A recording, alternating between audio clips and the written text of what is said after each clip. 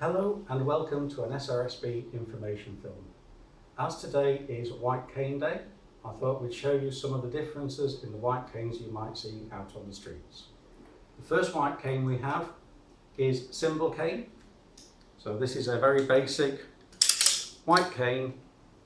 They're normally quite short, so you're not meant to touch the floor with them. They don't take any weight, and the idea behind it is you might see someone carrying it, possibly in a pencil grip across their body, and it's to give you the idea that they have a sight problem. So it's to give information to the general public that the person carrying it has a sight problem. The best way to carry it is across your body, right-handed as I would do, but some people say carry it left-handed if you are right-handed, because you might want the right hand free to do something else. So that's it. They come in various sizes, normally kept short. This happens to be a 4-section one. They fold up relatively easily, pop a little loop over the end, and then they can go into a bag. So they're just for information for people around the person carrying it. So that's the symbol cane. Next one is slightly longer, and it's called guide cane. Looks very similar, but it is longer. These are thicker and stronger, and the idea with these is you can touch the floor with them. So most of the time you will carry it the same way as just information to the general public, but if necessary you can touch the floor to see what's happening, find steps, curbs, things like that, or even do some sweeping as you walk along to give you information as to what's happening with the floor in front of you. So generally they're carried the same way, but they're a little bit stronger. And with these you actually have to get a bit of training before you're allowed one. You can't just buy them, to make sure that you use it properly and in the right circumstances. So you can touch down with them, but again, very simple and straightforward little canes.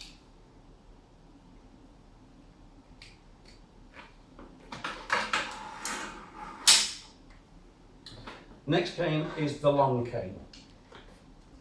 So this is the one, this one happens to have a ball on the end of it, and this one is for use on the floor all the time. So you will see people walking along with the cane out in front of them and sweeping it from left to right as they walk forward, sliding it along the floor to tell them what's happening in front of them. Also used for going downstairs, so they know where each step is as they go down. They will hold it in front of them, but they won't sweep it at that time.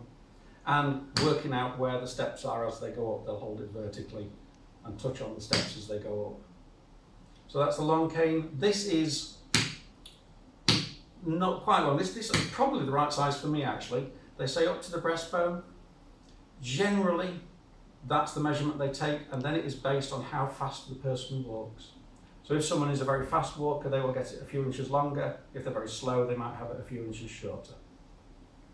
This one has a roller ball on the end. Normally you will never touch that because that's on the ground outside and goes through whatever's on the ground outside, so you be careful of that. So that's the long cane. There are a couple of others as well. There's a white walking stick. So this is just a general purpose walking stick, but it's white.